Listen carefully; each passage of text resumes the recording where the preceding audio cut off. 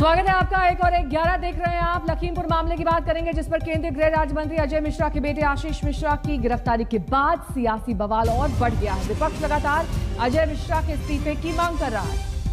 आज आशीष मिश्र की पुलिस हिरासत को लेकर कोर्ट में सुनवाई है। उधर कांग्रेस नेता प्रियंका गांधी ने लखीमपुर कांड में इंसाफ की मांग को लेकर आज 3 घंटे के मौन व्रत का ऐलान किया है।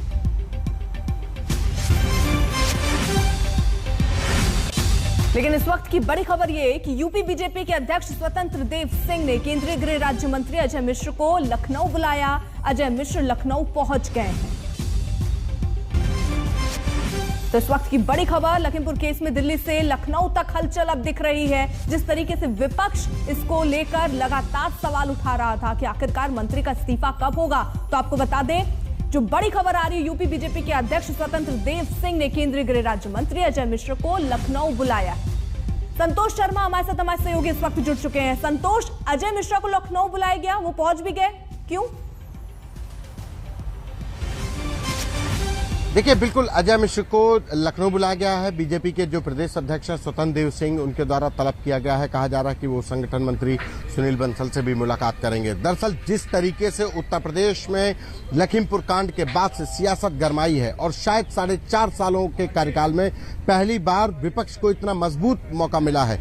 तमाम घटनाएं हुई हैं उत्तर प्रदेश में, लेकिन हाथरस कांड के बाद ये पहला मुद्दा है जहां पर कानून व्यवस्था के साथ साथ राजनीतिक मंशा पर भी उत्तर प्रदेश में बीजेपी के ऊपर सवाल खड़े हुए हैं। राजनीतिक मंशा इस बार कटघरे में आई है, जिसकी वजह से चाहे प्रियंका गांधी आज लखनऊ में मौन व्रत धारण किए हैं, समाजवादी पार्टी अलग हमलावर है, जो बीएसपी अलग हमलावर है, किसी भी विपक्षी दल ने इस मुद्दे को छोड़ा नहीं है। राजनीतिक जो पारा है वो बढ़ता जा रहा है। यही वजह है कि आज अजय मिश्र को बीजेपी के प्रदेश अध्यक्ष स्वतंत्र देव सिंह ने बुलाया है। लेकिन सबसे बड़ी बात कि एक तरफ उत्तर प्रदेश में विधानसभा चुनाव बिल्कुल निकट है, वहीं दूसरी तरफ इस घटना की वजह से विपक्षी दल भी लामबंद होने की वजह है कि कहां एक तरफ बीजेपी को वो घेरने की कोशिश कर रहा है, दूसरी तरफ जो किसान है, जो ग्रामीण इलाके, जो खास करके लखीमपुर से लेकर के बहराइच का तराई वाला इलाका है, पलिया, निघासन, ये वो विधानसभा क्षेत्र है जहां पर कभी कहा जाता था कि बीजेपी के गढ़ है। लेकिन इस घटना के बाद से बीजेपी कमजोर हुई है। इस घटना के बाद जो एंटी इनकम्बेंसी का जो फैक्टर है उसको भुनाने की कोशिश में सारे विपक्षी दल लग गए हैं। यही वजह थी कि प्रियंका गांधी सीतापुर आई। लखीमपुर जाने के दौरान सीतापुर में उनको रोक लिया गया, डिटेन कर लिया गया, तो उन्होंने गेस्ट हाउस में रहते हुए वो तमाम बीजेपी के ऊपर सियासी हमले बोले। अखिलेश यादव नजर बनाए रखिए। लेकिन लखीमपुर हिंसा पर जबरदस्त किरकिरी के बाद बीजेपी में चिंता दिख रही है। कोशिश डैमेज कंट्रोल की हो रही है। यूपी बीजेपी के अध्यक्ष स्वतंत्र देव सिंह की नसीहत सामने आई। स्वतंत्र देव सिंह ने अल्पसंख्यक मोर्चे की एक बैठक में नेता होने का मतलब समझाया, नेतागिरी का मकसद समझाया। निगाहें कहीं थी, लेकिन निशाना केंद्रीय मंत्री अजय मिश्र ही लग रहे थे।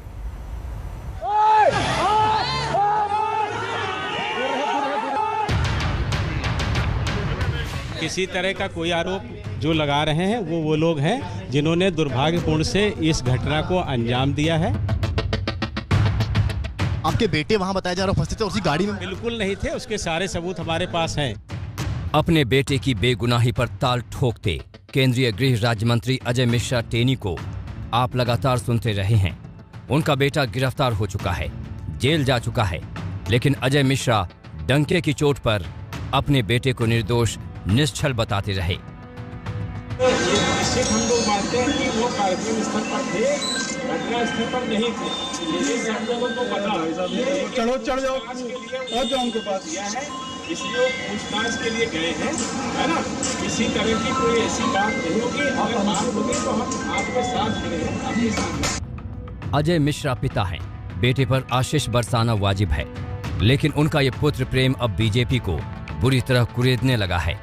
लखीमपुर हिंसा की छाया से खुद को मुक्त करने की बेचैनी बीजेपी में साफ साफ दिखने लगी है। यूपी बीजेपी के अध्यक्ष स्वतंत्र देव सिंह की नेतागिरी पर नई नसीहत आई है। नेता का मतलब भ्रष्टाचार नहीं है, तो नेतागिरी का मतलब लूटने नहीं आए हैं, फॉर्चूनर से किसी को कुचलने नहीं आए हैं। वोट मिलेगा आपके व्यवहार से मिलेगा, लेकिन मोहल्ले वालों को मोहल्ले में प्रसन्न होना चाहिए। स्वतंत्र देव सिंह अब भी खुलकर नहीं कह रहे, इशारों में बात करने की मजबूरी समझ में आती है, लेकिन लखीमपुर हिंसा ने बीजेपी को ऊपर से नीचे तक बुरी तरह झकझोर दिया है। एक केंद्रीय मंत्री के बेटे का मुख्य आरोपी होना बीजेपी की चिंता बढ़ा रहा है। पार्टी विद डिफरेंस की ब्रांडिंग पर बट्टा जो लग रहा है, इसलिए पार्टी के राष्ट्रीय अध्यक्ष भी लखीमपुर के सवाल पर चिंतित हो जाते हैं। हम लोगों को भी इसमें केयरफुल होने की ज़रूरत है और ध्यान रखने की ज़रूरत है। लेकिन मैं फिर कहूँगा कि पार्टी के तरफ से और सरकार की तरफ से हम कोई भी ऐसी गतिविधि नहीं करते हैं जो लॉ एंड ऑर्डर को अपने हाथ में ले, और इसलिए जो भी इसमें दोषी होगा उसको हम उसके खिलाफ कड़ी कार्रवाई हो, ये योगी सरकार सुनिश्चित करे। ये अनुमान लगाना मुश्किल नहीं है कि बीजेपी के शीर्ष नेतृत्व की ये सख्ती और दो टूक संदेश मंत्री पुत्र पर भारी पड़ गया। यूपी में चुनावी नुकसान का जोखिम केंद्रीय मंत्री के रुतबे से 20 साबित हुआ और लखीमपुर में खूनी खेल का आरोपी कानूनी शिकंजे में दबोच लिया गया। लेकिन बीजेपी के लिए मुश्किलें यहीं खत्म नहीं हो रही। बेटा वाला अध्याय खत्म हुआ है तो पिता वाला मोर्चा अब भी यूं ही खुला है। कुमार अभिषेक, लखनऊ, आज तक। लखीमपुर खीरी हिंसा के खिलाफ महाराष्ट्र बंद है। मुंबई बंद का जोरदार असर है। सड़कों से बेस्ट की बसें नदारद हैं, दुकानें बंद हैं, यहां तक कि डिब्बे वालों ने किसानों के समर्थन में आज डिब्बा सर्विस बंद कर दी है। और ऐसा कम ही होता है जब सत्तारूढ़ पार्टियां बंद की अपील करें, लेकिन महाराष्ट्र में सत्तारूढ़ दल ने ही बंद का ऐलान किया है, जिसका अच्छा खासा असर दिखाई दे रहा है। कमलेश सुतार इस वक्त तमाम जानकारी के साथ जुड़ गए हैं। कमलेश, बंद का व्यापक असर दिख रहा है महाराष्ट्र में? जी, बंद तो है, और महाराष्ट्र में चूंकि सत्ताधारी पार्टी ने बंद का ऐलान किया इसलिए ज्यादा चर्चे और शायद इसीलिए आरोप लग रहे हैं कि सत्ताधारी है और स्टेट स्पॉन्सर्ड बंद है, इस तरह के भी आरोप लग रहे हैं। लेकिन सुबह से जिस तरह से मुंबई दिख रही है, मुंबई के रास्ते खाली है, दुकानें, एस्टैब्लिशमेंट, शॉप्स बंद है, रस्तों पर जो गाड़ियों की आवाजाही है वो भी कम है। लेकिन इस वक्त मेरे साथ कांग्रेस के सभी आला नेता है महाराष्ट्र के। महाराष्ट्र में बंद का ऐलान किया गया, थोड़ी देर के बाद मौन व्रत शुरू होगा। तो इससे पहले कि मौन व्रत शुरू हो, उनसे दो चीजें पूछी जाए। नाना पटोले कांग्रेस प्रदेश इकाई के अध्यक्ष है, मुंबई कांग्रेस के कार्याध्यक्ष है, चरण सिंह सप्रा जी पूर्व मंत्री है, नसीम खान, ये सारे नेता थोड़ी देर में इस मौन व्रत में शामिल होंगे। लेकिन नाना पटोले से जानेंगे सबसे पहले, जिस तरह मैंने कहा कि आरोप लग रहे हैं कि स्टेट स्पॉन्सर्ड बंद है, राज्य के जरिए लोगों को बंद में शामिल होने का ऐलान किया जा रहा है, कई जगह पे जबरदस्ती भी की जा रही है। केंद्र में बैठी हुई बीजेपी की सरकार जिस तरह से पूरे देश की जनता के ऊपर दुर्व्यवहार कर रही है, उसी का परिणाम लखीमपुर खीरी में देखा गया कि अन्नदाता के ऊपर गाड़ी चढ़ाकर उनको मौत के घाट उतारा गया है। इस बहाने आज एक बात सामने आई कि देश के गृह मंत्री हो, देश के दोनों गृह राज्य मंत्री हो, दोनों सभी लोगों के ऊपर मर्डर रेट, स्मगलिंग, इस तरह के आरोप उनके ऊपर लगे हुए हैं। ट्रायल कोर्ट में शुरू है। क्या देश सुरक्षित है? किसानों के ऊपर गाड़ी चढ़ाकर किसानों की आवाज दबाने का जो कोशिश केंद्र और उत्तर प्रदेश की सरकार कर रही है, और उसी का परिणाम है कि आज जिस तरह किसान को गाड़ी में दबा के मारा जा रहा है, उसी समय नोटबंदी और जीएसटी के वजह से जिस तरह से छोटे और मध्यम व्यापारियों को जो तकलीफ हो रही है, तो सबने एक मानस बना लिया कि ये लड़ाई में हम शामिल हो गए। बीजेपी के अत्याचार से अब देश को मुक्त कराने का है, ये मानसिकता महाराष्ट्र की जनता ने सोची और उस मानसिकता को सपोर्ट राज्य सरकार ने किया और राज्य सरकार ने आज बंद का ऐलान किया। लेकिन राज्य सरकार शामिल है इसमें, सप्रा जी आप बताएंगे कि सरकार की बंद में शामिल होती है तो क्या संदेश जाता है लोगों के पास? संक्षेप में जानना चाहेंगे। देखिए, सवाल ये है कि जो किसानों की मूवमेंट को कुचल नहीं सके, वो आज किसानों को कुचल रहे हैं। और ऐसे समय में जब धरती पुत्र अन्नदाता हमारा कुचला जाता है, तो वो हर एक भारतवासी का दायित्व बनता है उसके लिए खड़ा रहने का। नसीम खान जी, आप पूर्व मंत्री हैं। मुंबई में कई जगह पर जबरदस्ती की जा रही, खबरें आ रही कि बस को तोड़ा जा रहा है, बीएसटी की तरफ से ऑफिशियली बताया गया, तो ये जबरदस्ती को कितना ठीक मानते हैं? कांग्रेस पार्टी इस चीज को समर्थन नहीं करती। कांग्रेस पार्टी शांति प्रिय तरीके से बंद का समर्थन किया है और कांग्रेस के कार्यकर्ता शांति प्रिय तरह से मुंबई के लोगों से बंद का आह्वान। ठीक है कमलेश, लौटेंगे आपके पास। किस तरीके से बंद का असर दिखाई दे रहा है पूरे महाराष्ट्र में, इस पर अपडेट्स आपसे लेते रहेंगे। लेकिन लखीमपुर हिंसा केस में अब विपक्ष के निशाने पर केंद्रीय गृह राज्य मंत्री अजय मिश्रा टेनी आ गए हैं।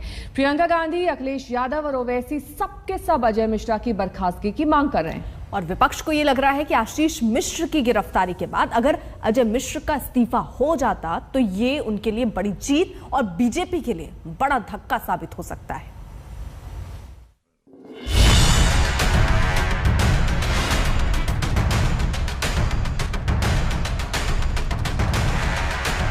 पुत्र गिरफ्तार हैं, अब मंत्री पर वार है। सवाल उठ रहा है कि नामजद आरोपी का पिता मंत्री न होता तो क्या वो 6 दिनों तक गिरफ्तारी से बच सकता था? 302 के मुकदमे के बाद भी क्या पूछताछ में इतनी देरी होती? नोटिस पर नोटिस भेजा जाता। विपक्ष अब अजय मिश्र की बर्खास्तगी की मांग उठा रहा है। कांग्रेस के जितने भी कार्यकर्ता यहाँ हैं, किसी से नहीं डरते हैं, किसी से नहीं डरते हैं। हमें जेल में डालिए, हमें मारिए, हमें कुछ भी कर लीजिए, हम लड़ते रहेंगे, लड़ते रहेंगे, लड़ते रहेंगे जब तक वो गृह राज्य मंत्री आपका इस्तीफा नहीं देगा, तब तक हम लड़ते रहेंगे, हम हिलेंगे नहीं, हम हटेंगे नहीं। हम कांग्रेस के कार्यकर्ता हैं। हमारी पार्टी ने इस देश की आजादी की लड़ाई लड़ी है। हमें कोई चुप नहीं कर सकता, हमें कोई रोक नहीं सकता। मंत्री पुत्र की गिरफ्तारी के बाद विपक्ष को सियासत की नई जमीन मिल गई। वो किसानों के लिए इंसाफ के नारे लगा रहे हैं तो केंद्रीय मंत्री अजय मिश्र के इस्तीफे के लिए हुंकार भी भर रहे हैं। किसान संगठन भी अजय मिश्र के इस्तीफे पर अड़े हैं। उन्हें लगता है कि जब तक वो कुर्सी पर रहेंगे इंसाफ नहीं मिलेगा। सरकार अभी भी बचाना चाहती है।